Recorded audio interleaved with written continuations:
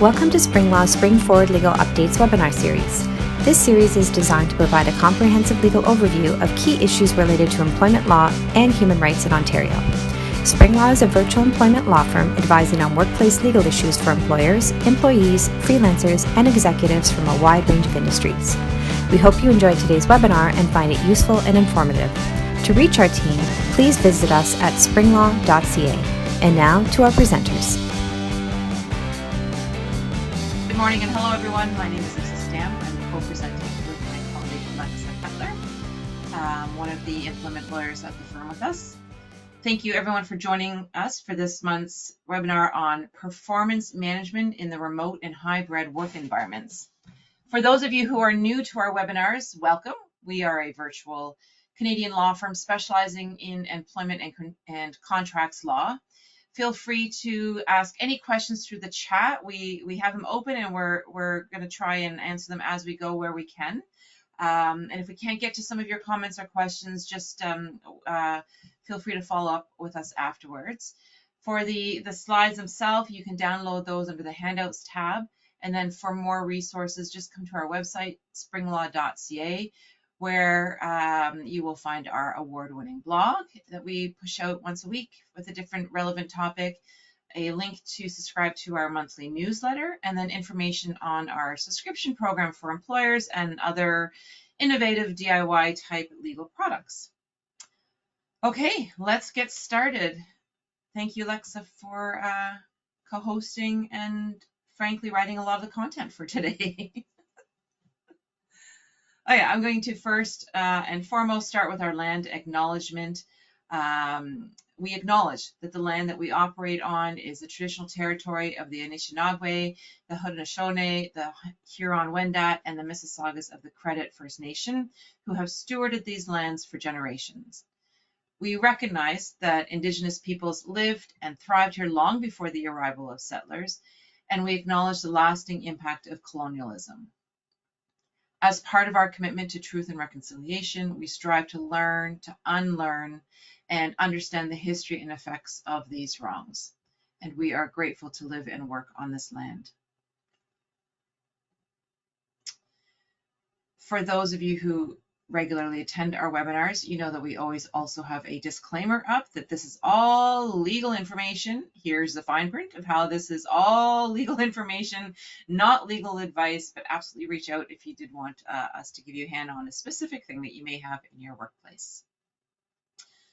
Okay, here's our roadmap, which is much more detailed than usual, but it's more of a buffet today. So we're going to first talk about setting the stage with your remote and hybrid workforce. So contracts, location, tax-ish, we're not going to give tax advice, but help issue spot with you.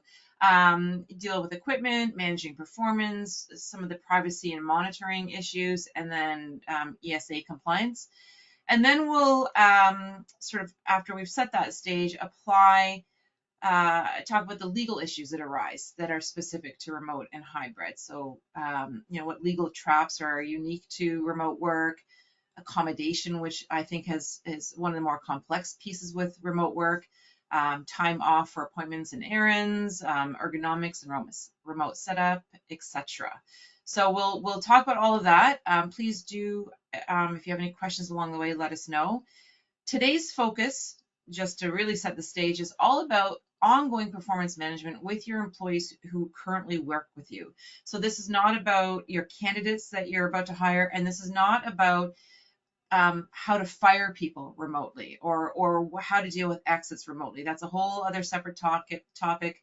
We've done lots of those webinars. Today we really wanted to focus on that ongoing relationship and what are some of the issues to think about during employment. Okay, before I hand everything over to Lexa, we are going to do a poll, which I admittedly am kind of new at. Okay, here we are. So our first one, where does your workplace work? So if you can all just do a quick vote on where your workplace works so that we can get a sense of, you know, of the attendees, where we're at. With people. If you're 100% in person, then maybe this isn't even a relevant topic for you, so good to know, but I think there's hardly any workplaces like that now. Yeah, here we are. Okay. Yeah, this feels about right, eh, Lexa? Yeah. Most workplaces are hybrid now, which for anyone who was in the workplace pre-pandemic, this is a bananas result that no one anticipated in February of 2020. The world just drastically changed overnight and has stayed.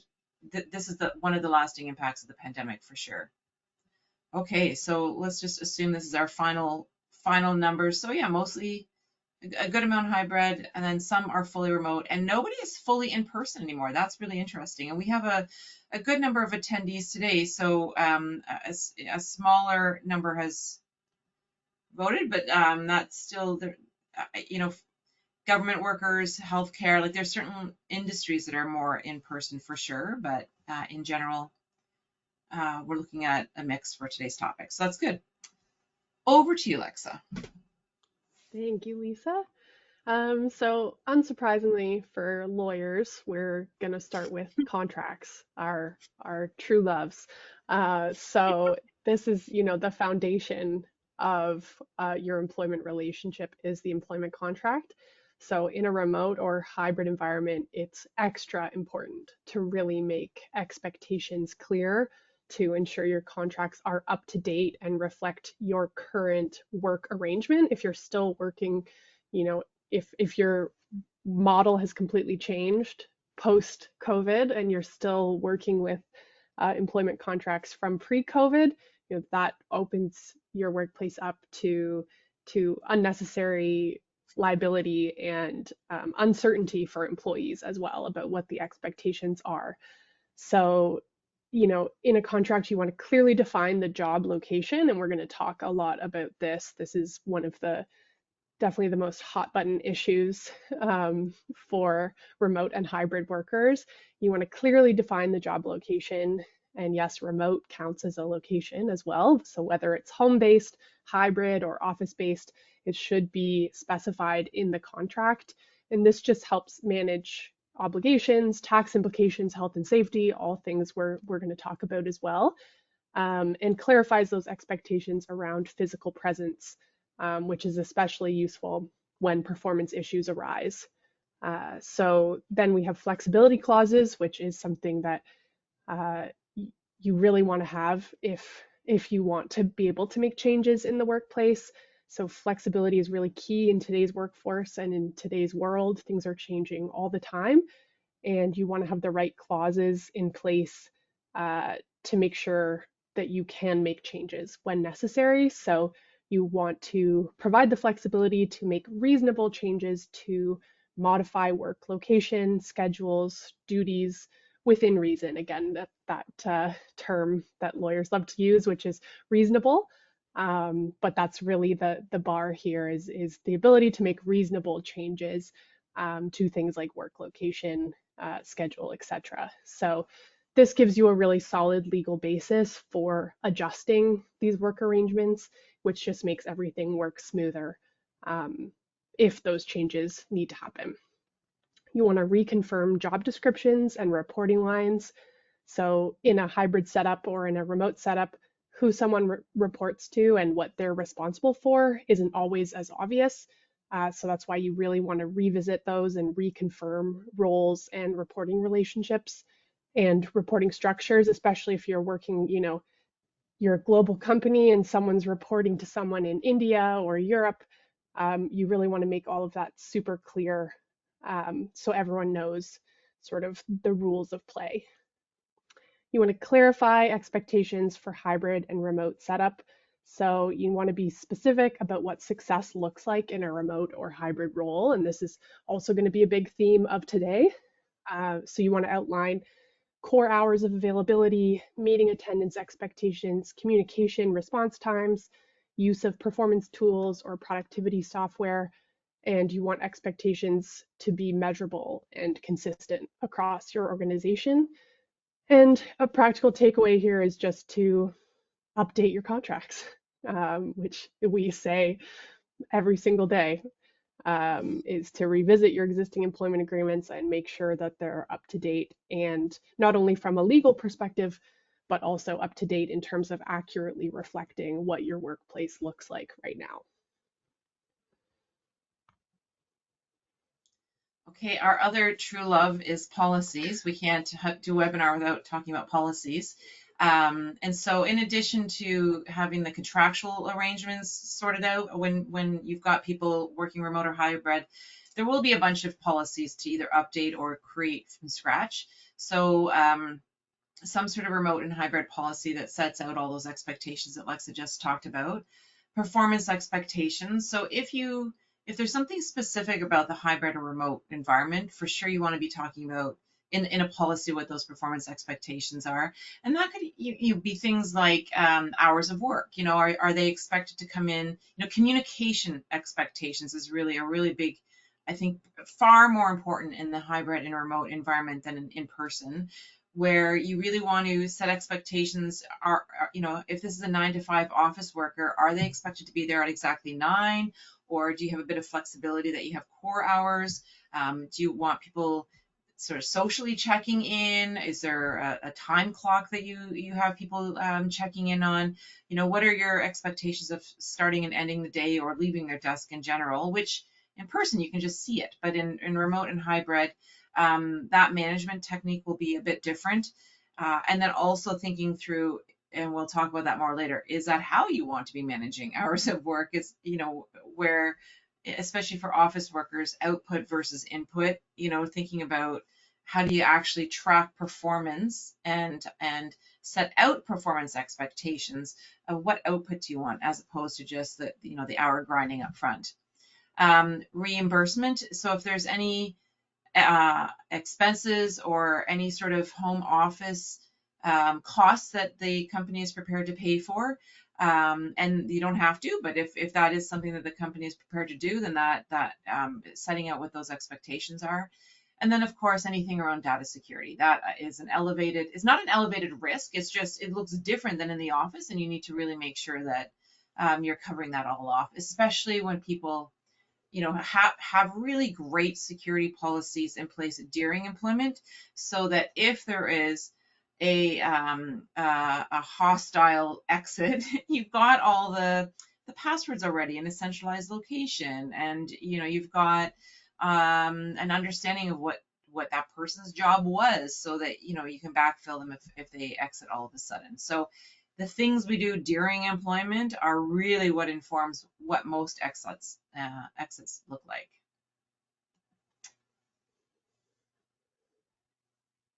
Yeah, so here is really the big question of the post-COVID hybrid and remote era, which is, can you force a return to office?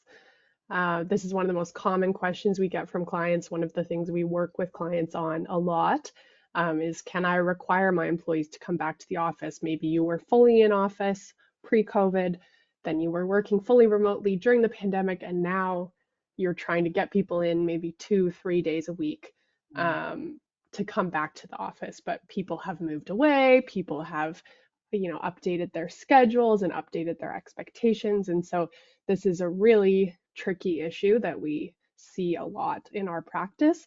So the short answer is, can you force return to office? It's yes, but it depends on the contract and really how you implement the change.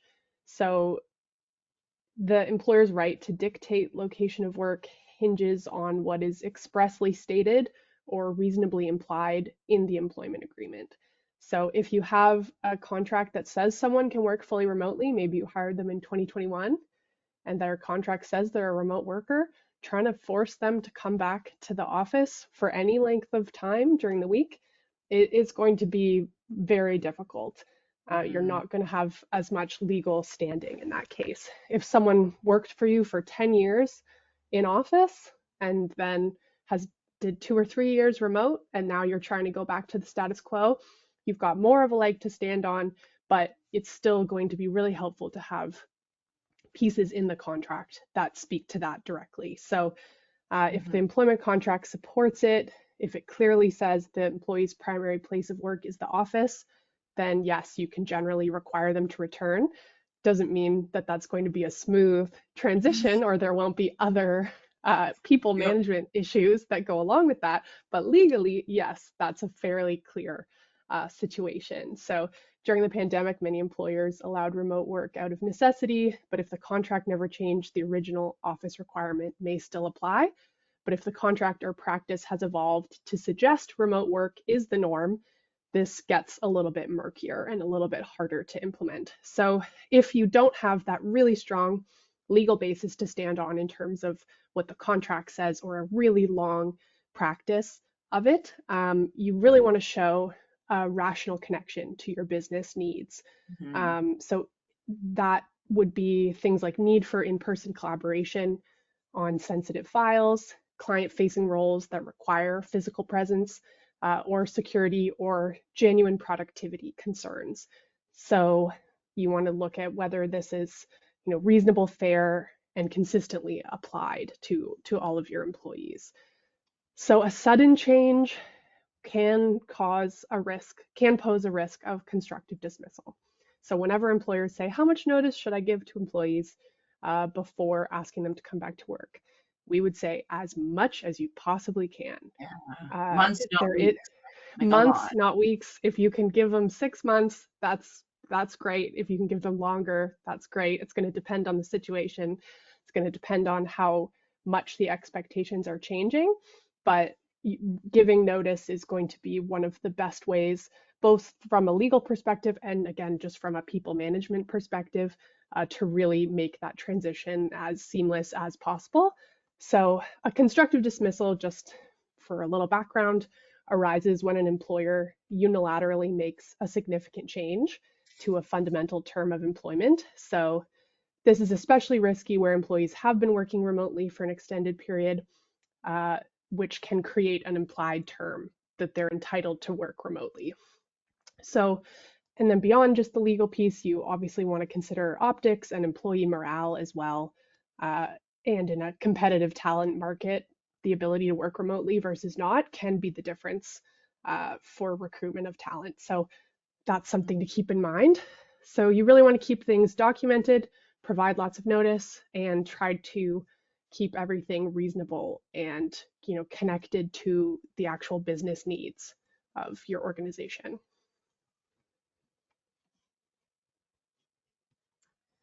Okay, commuting. This is another post-pandemic question that we often get. So, if you put it right in the contract, what is commuting? That'll be a rare thing, right? Nobody does that.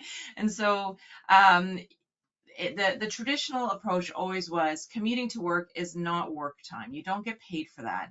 If you normally you normally go to this office and then there is a one-off time where they're asking you to drive 2 hours away to a training session, for example, or to a client site.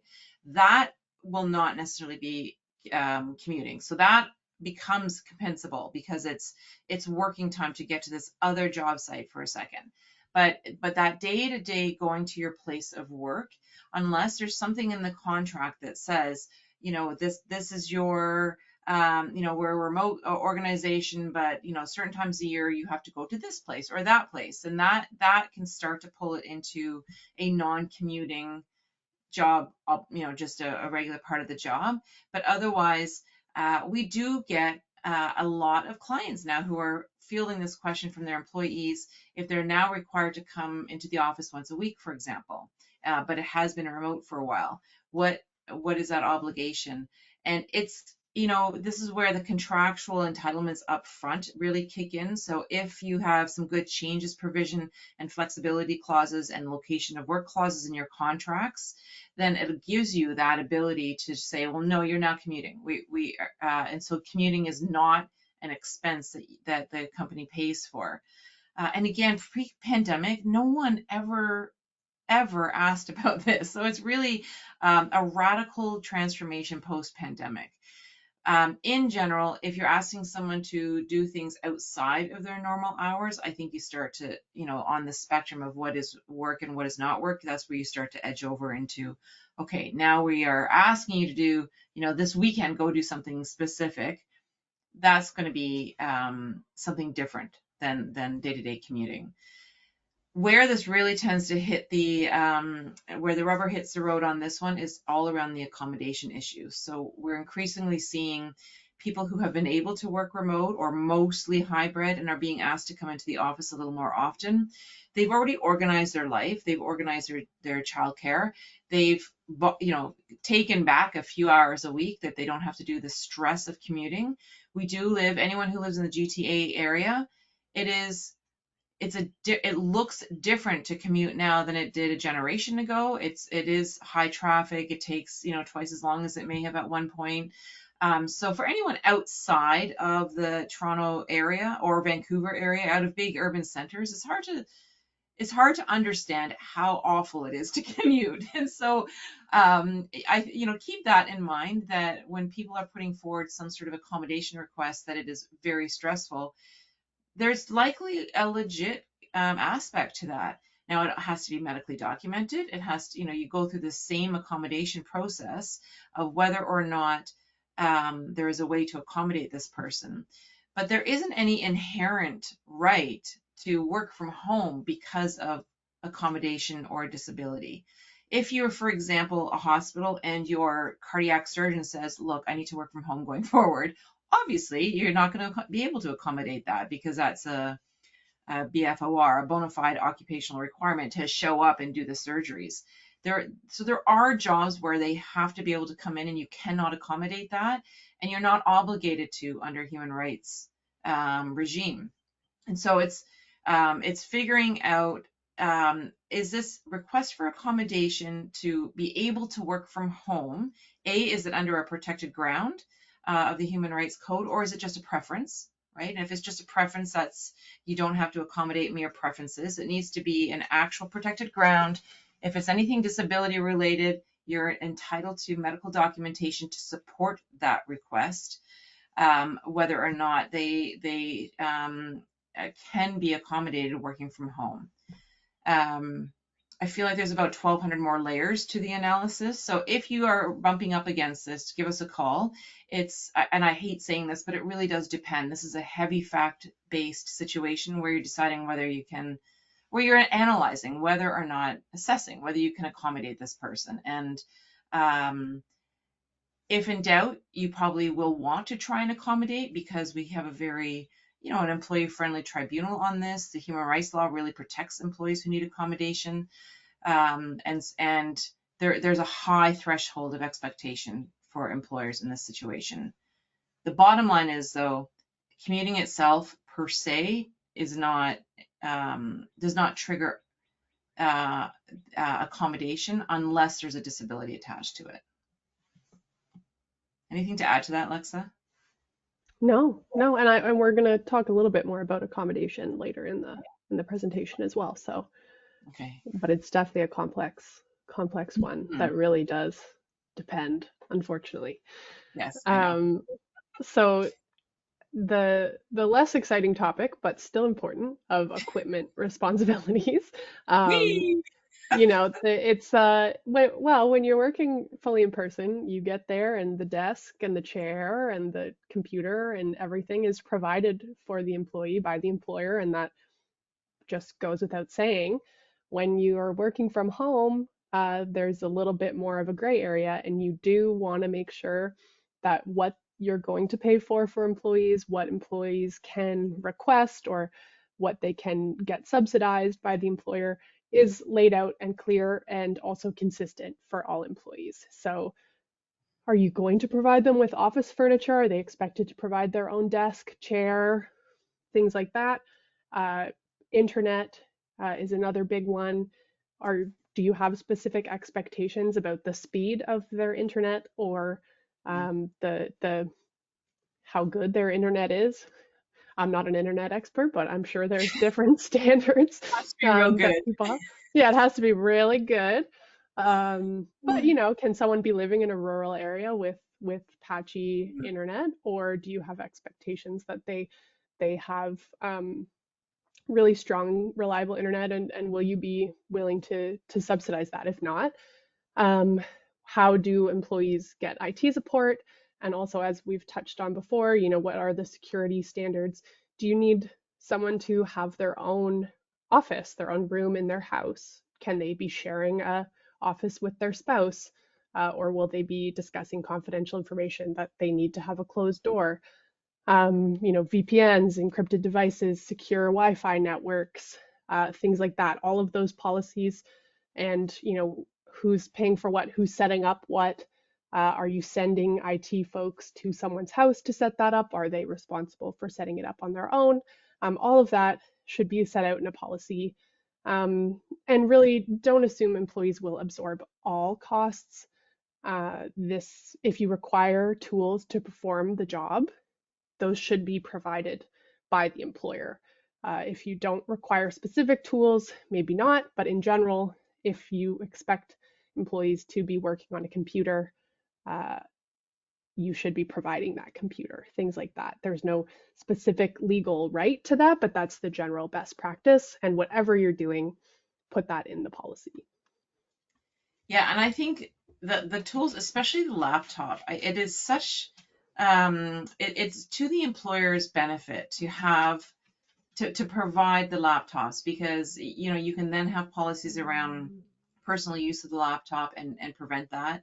And after, this is another example of having good things in place so that if you have to do an exit, you own that laptop and you're entitled to get it back. You send a courier over and you just pick up that laptop and grab it, get it returned, I mean, and all of your data, all of your confidential client information, all of your workflows are all in that tool. And so it's such what's the saying, a pound penny wise and pound foolish to expect an employee to use their own laptop. It is not at all to your benefit. And especially, the hardware like that nowadays is so much cheaper than it used to be. So it's definitely worth the investment.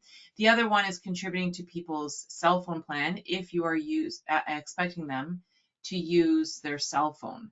And part of that is so that you can have the right to, with good communications and collaboration, remote delete anything around client information, or be able to access the phone on an exit to ensure that your confidential information is removed. So by contributing to the data plan, that really helps bolster that argument that you have a right to the proprietary information on that phone, even if you don't own the phone itself. Tax and remote work. We're not going to give you any tax advice because we don't know tax law, but this is where where tax law really blends in with employment law. It's this remote work world. We have had a tax lawyer co-host our webinar, so go onto our YouTube channel if you want to get a good in-depth conversation that we had with Anna within the last year about tax implications and this remote work. So, and she went through all these different scenarios. If you're an Ontario employer and you've got someone working out in Alberta or in Quebec, or what are the tax implications of all that? So definitely something to look into. So for people who are working from home, there is the T2200 form that they can that the employer would provide to the employee. It is not saying what tax benefits they should get when they file their own taxes. It's simply a form that's saying, yes, it is a condition of this job, this person is required to work from home. So it's a form that really is a common form that is provided to employees now, and it allows employees to do their own work from home deductions with their own taxes. But all of this is subject to all of the actual professional advice that you should get from tax advisors.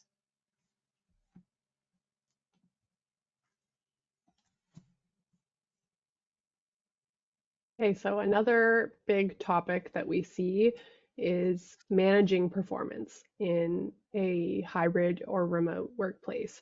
And it's really been a shift towards really thinking critically about what does productive look like, and what does that look like in your business, in your workplace, and in each employee's individual roles. We can't just rely on visual cues or time spent at a desk anymore. Used to be, you were in the office from 9 to 5.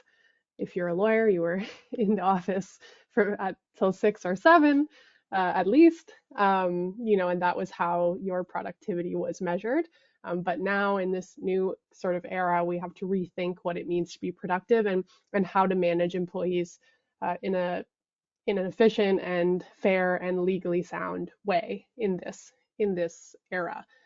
So one of the things that we always suggest is to look at goals over hours. So to encourage a results driven mindset. Obviously this is going to depend on the role itself. If you have, for instance, a customer service rep that really just needs to be available from 9 to 5 and that's their shift and that's when they need to be online, then that's going to be how you measure that. But if you're looking at more of a knowledge worker, there's a results driven mindset that works really well in a more flexible remote or hybrid workplace. So looking at what matters in terms of what tasks are being completed, whether they're being completed well and on time, and setting clear measurable goals like output-based KPIs. So establishing key performance indicators based on output and really tailoring KPIs to the specific nature of each role and ensuring they're discussed during onboarding and performance reviews and throughout the weekly touch points. So that's one of the biggest challenges of remote and hybrid is the lack of visibility. So you really have to be more intentional about building in visibility with your employees. And this isn't just good management, it also ensures that you're complying with all of your legal requirements of providing a safe and healthy workplace, of providing proper performance management, of ensuring health and safety and things like that. So building in really intentional weekly check-ins. They don't have to be long, they don't have to be super elaborate, but ensuring that there's regular check-ins with employees and they're not sort of just existing in the ether, untethered to anyone in the organization. So this really reduces the risk for reactive, stressful performance conversations or issues in the workplace and can really make sure that things are more proactive when there's that face-to-face time with employees. And then going along with that, transparent metrics equal fewer surprises. So the more transparent and consistent these performance metrics are, the fewer surprises employees will face at review time and the fewer disputes you'll encounter. A negative performance review out of the blue, or if it's perceived as out of the blue from an employee, can feel really punitive and can cause big issues in the workplace relationships as well. So that transparency and consistency can be really key in preventing future flare-ups of employee issues down the line, or an employee feeling discriminated against or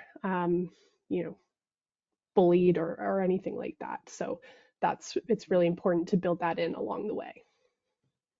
Yeah, and for all the people listening in that are HR professionals, you know a lot of that already, obviously, right? And already know the value of really communicating expectations. From a legal point of view, again, our topic today is about that relationship during. When you're looking to exit someone, what we see so often, whether we're representing an employee who has been fired or feels that they have encountered harassment in the workplace, or the employer who is fielding a demand letter all of a sudden, more often than not, I don't know, like a very, very high percentage of the time, it's because there were surprises and any unhappiness with work performance was not communicated. And then it's broken telephone. I really feel like that's a big chunk of our practice, is when there was not alignment about what does productive look like. So if someone feels like they, worked like crazy and they gave everything, but the employer thinks, well, but they didn't output, like mere hours isn't enough. They didn't actually achieve these things. And that employee didn't explain, well, that's because, this other supervisor was giving me 12,000 things, or, this lack of communication. We see it every day in the terminations. It's what adds on things like bad faith damages and harassment claims. So from an HR point of view, it makes for a happier workplace, but it also is really important due diligence for terminations. If someone's just not performing, then of course fire them after a period of time. Like that's, and they'll go off and find a job that they're just better aligned with and can succeed at. But communicating all of those criteria along the way is just such a critical piece of due diligence for employers. Privacy and monitoring is another big thing along the way, and we're seeing legislation come out over the years starting to address this more and more. And so, we saw a couple of years ago the electronic monitoring policy requirement come out in Ontario through the Employment Standards Act for workplaces with more than 25 people. And basically, it doesn't say you can't electronically monitor people. It just says if you are, you need to tell them about it. And we're seeing, even more ability to monitor in incredible detail with AI, where you don't need that manual input of a human set of eyeballs. You have AI looking for patterns and figuring it all out and seeing, whether it's keyboard strokes or, action time with the mouse or all these different monitoring tools, or screenshots. Now, I don't think that we see a ton of that in Canada yet. I feel like this is more of a US type of thing because we do have a cultural awareness of employee rights around privacy. So, we have a lot of smaller companies in Canada. So I'm not, who can't afford these great big expensive programs. So I don't see a ton of it yet, but when you are dealing with remote employees, again, there's no visual clues like Lexa said. So how do we somehow track this? We're a law firm, so it's easy enough for me, for example, to just look at what did our lawyers docket, and then I don't care what hours they work if they are just hitting their targets, like any other law firm. And there's lots of knowledge workers that are like that, but not all, right? Some really are, really more about being available for a certain number of hours a day to field ad hoc questions from clients or customers, for example. If you are going to engage in any electronic monitoring, again, that is allowed if you are transparent and tell people about it. If you're in a unionized workplace, you may be caught up with being able to, you may have to bargain for it because there's no doubt in your collective agreement something around rolling out technology without that may impact people's jobs or impact their privacy rights.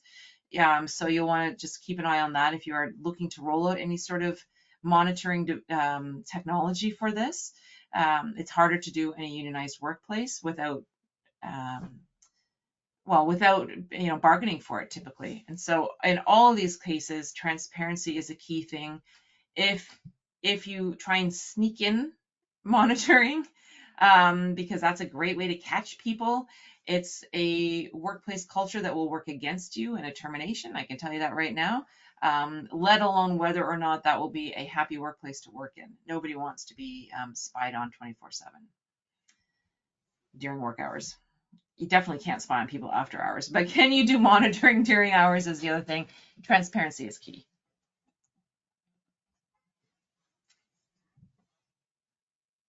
So going hand in hand with that, we have the electronic monitoring policy in Ontario. We also have a right to disconnect policy in Ontario. And even if you're not in Ontario, having a policy like this, if you have remote or hybrid workers, is a really great idea.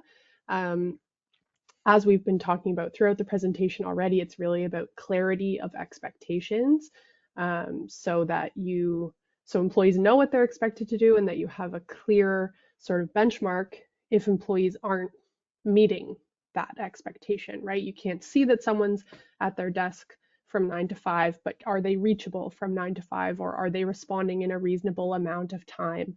What are your organization's reasonable expectations of employees in terms of response time to video calls, phone calls, emails, and what hours are they expected to be available? So the right to disconnect policy doesn't, similar to the electronic monitoring policy, it doesn't actually create a right for employees. It's just an obligation for employers to create a policy that creates these boundaries. So, the purpose is really to clarify when employees are expected to engage and when they're not, based on their roles and responsibilities. So one of the main things you can do to make sure that this is followed through with is to train your managers to respect off hours and to really have senior folks in your organization model the behavior that you're looking for. So if you don't want people sending, non-urgent emails at night or on weekends, don't have your managers sending non-urgent emails at night or on weekends. Encourage folks to use scheduling tools for messages, clearly flag communications that don't require an immediate response. And what we've seen, what was a big topic during the pandemic and what you can still see in remote workplaces now is the creep of always on culture of, we know you're at home, we know you're right by your laptop, you're expected to reply always. And this, may seem great in the short term for employers to always have employees reachable, but in the long term, you're going to deal with burnout, stress leaves, resentment from employees, human rights accommodation issues, and also potential claims for unpaid overtime hours or not respecting hours of work obligations under employment standards legislation. So none of that is good in the long term. So making that really clear of when employees should be available and when they should be able to disconnect is just going to make for not only legal compliance again, but just a happier, healthier workplace all in all. Okay, our final topic before we move over to the specific legal issues that arise out of all this is the ESA compliance in general. So this is related to the overtime piece that we're just speaking about. The ESA has these clear lines, whichever province you're in, that the Employment Standards Act or code will have specifics around overtime, hours of work, breaks. All of that applies in a remote setting. Remote does not mean 24/7. And so it's all the same rules. So having some ability to track time accurately will become important. Again, during employment, if you've got people who are just content in their job and they're going along, people can sort of get lulled into not needing to, thinking they don't need to track their time. Where we see it as lawyers all the time is on termination, when someone now says, I worked so much overtime and you never acknowledged it. I was prepared to do that if this was a long-term relationship, but now you fired me. I'm angry. I'm now claiming all this overtime that you asked me to do. And so having clarity around that, and even for your happy employees, having a way to track time accurately really is an important just habit to be in for the odd time that the relationship goes south. Okay, let's do another poll. So we're going to talk about legal issues specific to the hybrid workplace. And so we're just going to quickly pull this up. I would love to hear, what are people's biggest challenges with your hybrid or remote workers? Are you looking at a lot of accommodation issues, productivity issues, low employee engagement, or nothing really all that different than the usual in-person challenges? I think there's all kinds of opinions and feelings about this around whether or not the remote does actually create a whole bunch of new issues, or is it really just a whole bunch of stuff that HR has always been dealing with, whether in person or not. So we're seeing, nothing different than the usual in person for almost half. Low employee engagement. And what will be interesting to unpack is how much of that is sort of a product of the remote environment, or how much of that is, we live in a post-pandemic world where there is overall low employee engagement, whether you're remote or in person. Productivity and accommodation. Okay, so a little bit of everything. I'll just close the poll here so we have a good sense.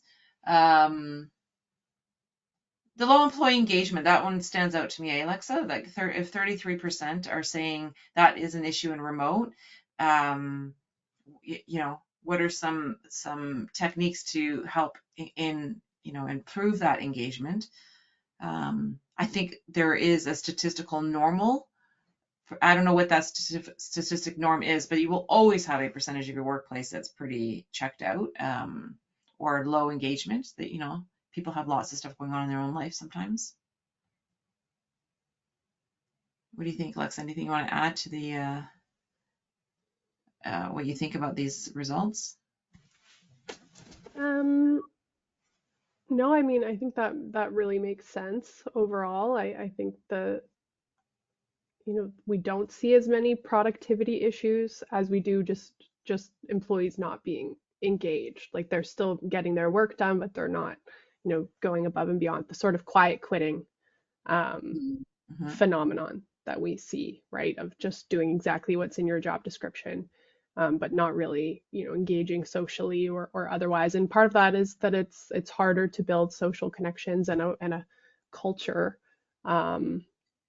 online. It takes a lot more work for sure. Yeah,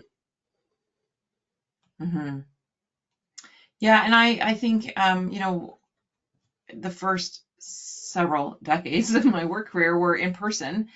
Couple of decades were in person, and you do always have a chunk of people who have low engagement and are bored with their job or not enthusiastic. So I'm curious how much of that is specific to remote or hybrid. Obviously, I'm biased because I love having a virtual firm, and how much of that is just our workplaces generally. Mm-hmm. So I don't know the answer, but let's jump into legal issues, which is why people are here. They're not here to hear our feelings on this. Go ahead, Lexa. Okay, I don't see the slides yet, Lisa. I don't know if Okay. Then let me. Oh, there we go. Okay. You're right. There we go. Perfect. Okay, so some just general legal traps unique to remote work. Obviously, as that poll showed us, a lot of it's going to be the same. We're dealing with people, you're dealing with employees, you're dealing with work. It's still a workplace. A lot of it's going to be the same, but there are some unique aspects to it. So as we've been talking about, less visibility, less info, higher risk. You can't see what your employees are going through. You can't see any workplace dynamics at play.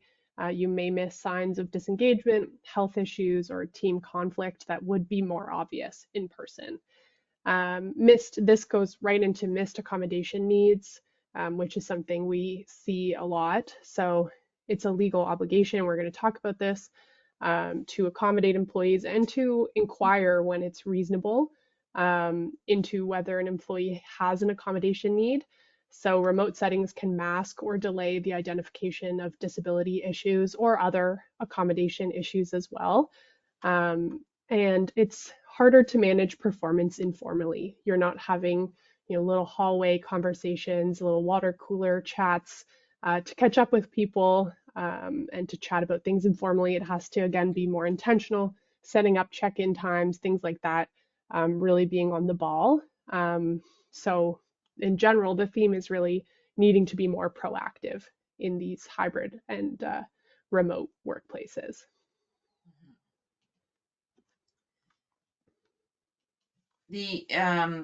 A corner of what needs to be particularly intentional is communications. So communications really do matter more in the remote environment. I worked in the in-person environment for a long time, and communications, bad communications also had a huge problem, and having non-intentional connections, mentoring, training, that has been a problem in the non-remote environment as well. But when you're in the remote or hybrid environment, that communications really matter. Now, in the hybrid environment, I find it almost trickier because there really needs to be clarity about where the source of truth of information is. If it's on a bulletin board in the kitchen, then you're always going to have people who are working more remote than hybrid not seeing it. If the source of truth is, some sort of Teams or Google chat, then everybody sees it, right? But everyone needs to know to go there to see whether it's announcements or policy updates or, developments in the company. And then so that's sort of overall firm company information. But clarity around deadlines or check-ins, whether you're using videos, how you're sharing documents, are you doing chat tools? All of these are the different ingredients to help improve the communications, but having clarity around and intentionality around what are the primary channels of information or communications is critical. And then scheduling regular feedback, whether that's, for sure an annual review, but having more frequent reviews and weekly or biweekly check-ins with your team really matter. And then including in your remote and hybrid space, you know, um, create water, the equivalent of a water cooler culture, whether it's team or Google chat lines or Slack channels, or regular informal social events that are virtual. I think everyone has learned from COVID that after a period of time, having a 50-person social event on a Zoom is really hard to enjoy. So having something a little more creative or small or department level, and trying to figure out ways to replicate it, because we cannot rely on that visibility that you had in person, which I think was imperfect in the first place, by the way. So I think we should shut down any romanticizing of in-person workplaces from the past. But I do think the intentionality, so that again, when you get to the point of any sort of exits or performance, problem performance management, you can point to these rules that people, or benchmarks that people aren't meeting. Okay, so one of the juiciest issues that we see in remote and hybrid workplaces and in all workplaces, but it has a specific sort of flavor in remote and hybrid, is accommodation. And this is especially difficult without visibility, right? So under the Ontario Human Rights Code, employers have a legal duty to accommodate employees up to the point of undue hardship. And that duty doesn't disappear when someone is working remotely. There's a duty to inquire that still very much applies and is even more relevant in these types of workplaces. So if an employer notices signs that an employee may need support, they're expected to follow up and to explain the duty to accommodate. So silence or distance does not absolve you of this obligation. And this is especially important with non-obvious disabilities like mental health concerns, where the need for accommodation may not be directly stated. Usually if someone's broken their leg or broken their arm, it's a pretty smooth process to accommodate them in that case. We see a lot more issues with accommodation for those sort of invisible disabilities when someone may be struggling and not know how to ask for help or even necessarily know that they're struggling themselves, right? So remote workers can disappear, and we see that a lot.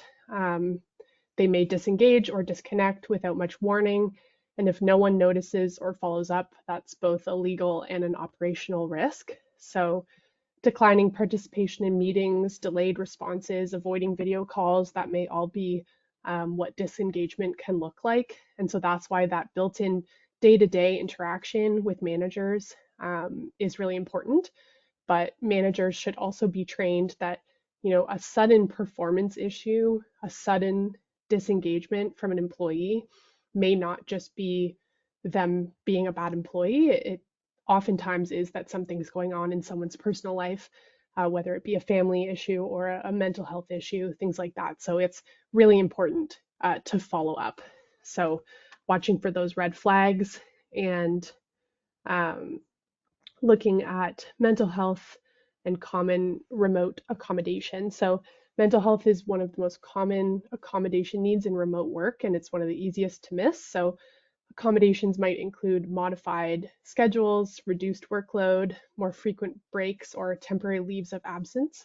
And managers should understand that proactive inquiry is not an accusation. It should be framed as a supportive step that protects both the employee and the employer legally. And so with that, train leaders to check in early as much as possible, because the best tool is prevention. So train your managers to check in regularly, and not just about deliverables, but really about the human aspect as well, and about how the employee is doing, how their workload is, how they're managing with their work and if they need anything to do their job more comfortably. So that encourages open dialogue, and it's really important to document those conversations as well, even just with a quick note that you spoke with the employee on this day about this. So the earlier you open the door to accommodation, the lower the risk of escalation, burnout, or claims of discrimination. Exactly. Yeah, and training your leaders is the big thing on that one. We've already talked about commuting and accommodation, so in the interest of time, I'll skip over that. So Lexa, back over to you around time off for appointments and errands. Yeah, so I mean, this is something else we really see in flexible workplaces is someone taking time off for a medical appointment versus, going to get their hair done or grab their groceries in the middle of the day, let's say. So medical time is super clear. It's protected under the Human Rights Code. The Human Rights are the Employment Standards Act. So that's sick leave, medical appointments related to a disability. And in general, if it's a medical appointment, you should be allowing employees to go to that without much scrutiny of that. Personal errands like a haircut or a trip to the bank are not legally protected, and so you'll just want to really treat employees consistently on this. If you have flexibility, if you say you want to take an hour off in the middle of the day, make up the hour somewhere else, you want to apply that to all of your employees equally and have that in a policy. If it's very clear that you get your 9 to 5 with your lunch break and you're expected to be at your desk, you want to apply that consistently as well. So if you're in a workplace that offers more flexibility, that's great, but make sure it's still documented and put in a policy. And build in flexible language again for short absences and try to treat them all the same, and document your rationale for that. Exactly. Okay, for ergonomics and remote setup. So is it your duty to provide a safe workplace? Is that still active? So the short answer is yes. The Occupational Health and Safety Act still do apply to your workers. The workers' comp I'm not going to talk about that in any detail, but there's some variability on that. But you do still have a duty to keep your workers safe, even if they are working remotely. So still from a physical piece, if they're tripping on a piece of wiring in their house and they break their leg, yes, all of that is a workplace injury, unfortunately, because it was incurred during work and with workplace equipment. This is where having a good policies in place, sorry to always talk about that, but having policies in place and requirements around what their equipment looks like and what their workspace looks like. As the employer, you are able to do that. You may, if it when it comes to ergonomics for like repetitive strain injuries or any sort of ergonomic type of thing, if you were to have pay for that in person, then there's no difference with remote. You would still need to pay for that remote. Getting a mouse or a keyboard that is more ergonomic, for example, that was some basic stuff that we all did when people were in person, still, to make sure the tools that people are using is not causing injury, and so that will not change. The same assessment of individual need applies whether it's in person or remote. Let us jump through our key takeaways. Yeah, so we had a lot of themes that went throughout this whole presentation. So unsurprisingly, contracts and policies are your best friend in making sure they're up to date and reviewed regularly. You need to accommodate reasonably, not endlessly, but really making sure that you're following your obligations under the Human Rights Code. Communicate early, clearly, and consistently. That's really important. Don't ignore the ESA just because it's remote, especially looking at hours of work and overtime. And you still have OSHA, Human Rights Code, and other obligations as well. So all of that still applies and has just been sort of transplanted into the remote and hybrid workplace.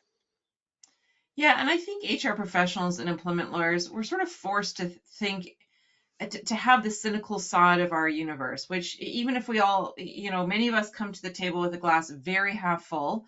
I do at least. But there's still in the back of your mind, what if this completely goes south? What information, what steps, what processes, what contractual terms would I wished I had in place prior to things going south? And the remote world does introduce a few newer things. A lot of things are just what we all needed in the first place, whether it was in person or remote. We are out of time for questions. If anybody does have any questions that they'd like to follow up with, for sure reach out to us. Feel free to contact anyone on our team. We're all happy to give you a hand. So thank you, everyone. That wraps up today's webinar. Sorry that we rushed the last few minutes here. I don't think Lexa and I anticipated that we would take up the full hour. I thought there would be a lot more time for questions, but there's a lot to talk about, so that's how it goes. Thank you very much for joining the webinar today, or for watching this if you're watching it on our YouTube channel. Our next session will be on May 21 at 10:30 Eastern Daylight Savings Time. And it's going to be on employment contracts, key clauses for compliance and enforceability. On the one hand, that does sound like the most boring topic in the world. On the other hand, it is the most expensive mistake that employers can make. So it's a really good business reason to show up to that webinar. Please feel free to follow up with any questions you may have. Again, for more information, go to our website at springlaw.ca, follow any of our social, and we look forward to seeing you at the next webinar. Thank you to the people who are waving and thanking. That's awesome. Thank you. Thanks, everyone. Have a great afternoon.